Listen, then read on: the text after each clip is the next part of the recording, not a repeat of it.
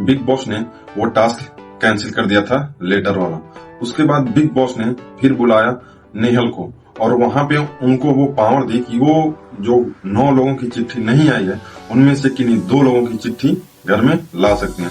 तो नेहल वहां पे रोते हुए इमोशंस के साथ उसने 2 लोगों का नाम लिया, पहला बशीर और दूसरा अशनूर। उसने इन दोनों का नाम लिया और बिग बॉस ने इन दोनों को डायरेक्टली चिट्ठी दे दी। वहां पे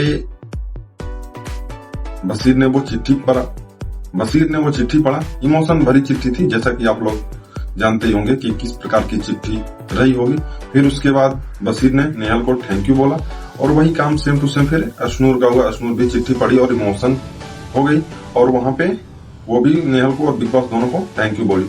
मेरी बात यहाँ पे ये है कि क्या फरहाना ने गलत किया था? गौरव और नीलम की वजह से बाकी घर वालों की 7 लोगों की चिट्ठियां तो रद्द हो गई, नहीं आई, उस पर उसने नहीं भड़कना और उसने 1 लोगों का चिट्ठी फाड़ दी तो उस पर हो गया हंगामा।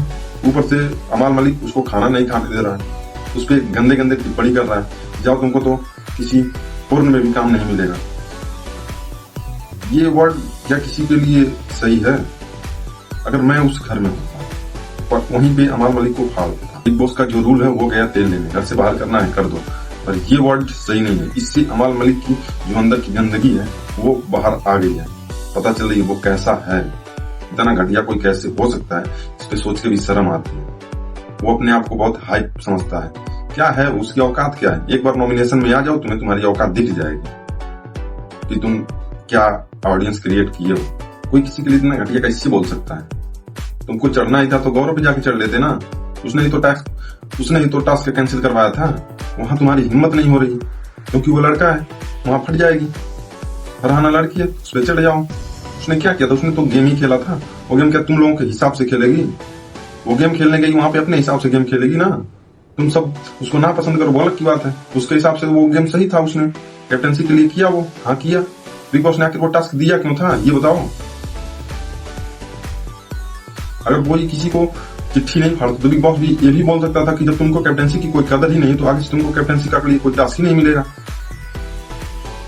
ये भी तो हो सकता है ना। तो फिर तुम इतने अपने आप को उछल उछल के हीरो क्यों दिखा रहे हो? तुम सबसे दोगले इंसान हो अमाल मलिक। एक बार नॉमिनेशन में आ जाओ, तुम्हें तुम्हारी औकात दिख जाएगी। और वीकेंड के बाद पे देखो सलमान खान अगर इसको छुपाने की कोशिश करता है तो ये सही नहीं। वैसे छुपेगा नहीं, वीकेंड के बाद ये सामने आएगा तो आएगा, इतना घटिया।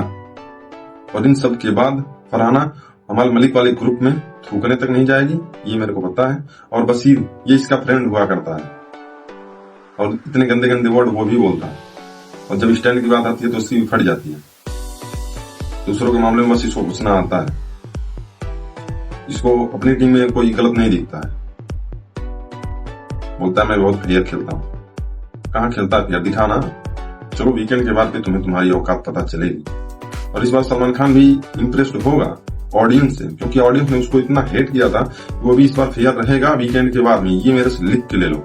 और ये भी है नीलम बाहर नहीं जाएगी क्योंकि दिवाली का एडिशन है तो वो घर के अंदर ही रहेगी, ये भी मैं लिख के दे सकता हूँ क्योंकि वो भी अमाल मलिक की टीम की है। तो मेकर्स और सलमान भी तो थोड़ा उसको फेवर कर रहे हैं ना, तो ये बाहर नहीं जाएगी इस बार वीकेंड के बाद में, ये मैं लिख के देता हूँ।